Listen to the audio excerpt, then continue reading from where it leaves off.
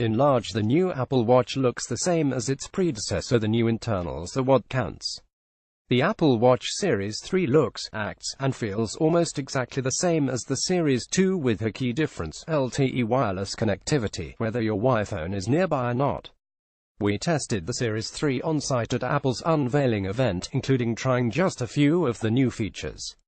If you liked the previous model, you'll like the Series 3.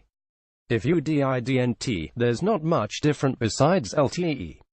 But maybe LTE is what's been holding you back. It is for a lot of people. So let's get into it. How LTE works on the watch. The Series 3 watch still uses your Wi-Fi's connection when the phone is nearby, but as soon as you move away from the phone, the Series 3 LTE seamlessly kicks in. We weren't able to test this at the event. All the watches on display were flying solo, sans phones. You can make calls directly from the watch by tapping a button on the top left corner of the watch face. For that, you can browse contacts to reach out to through a few interfaces: favorites, recents, contacts, and the keypad. So it's just like using your phone, or really, like the previous Apple Watch, for the most part. The difference is that you can do it anywhere. The watch intelligently picks up your voice, and you do not have to hold it up to your mouth, in ideal conditions, anyway. As expected, all models of the Series 3 do GPS, but LTE is an addition. We also tested location services by locating the event on Apple Maps. It's still a tight screen to work with, so its usefulness is debatable. But it was able to pinpoint our location without a phone nearby. In practice, the Apple Watch Series 3 is very similar to its predecessor. It just does it all without the phone, which is great, because the phone proximity limitation was the biggest downside of the Series 2.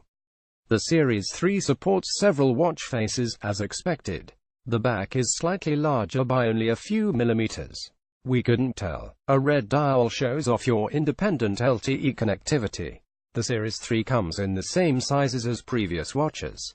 You can now make calls from your Apple Watch without the phone nearby. There are new wristbands, as always.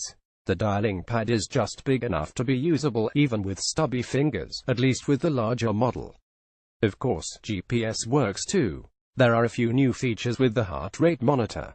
The new Apple Watch looks the same as its predecessor. The new internals are what counts. Battery life: the Series 2 could last about 2 days on a single charge. The LTE Series 3 only lasts around 1 day.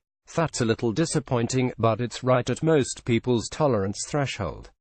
Form factor and styling: the form factor did not feel at all different from the Series 2. Tim Cook said, when announcing the watch, that it is only 0.25 mm thicker at one point. We didn't notice this when wearing it. We tried both sizes of the new watch, and they each looked and felt the same as the predecessors. The LTE version of the watch has a red knob instead of a silver one, but that's all there is to it. Of course, there are plenty of wristbands, and they all look great. If it sounds like we're not revealing much here, that's because there's not much to reveal. The Series 3 is the same watch you've used before, but with LTE. But that's a critical addition, and you already know what it means.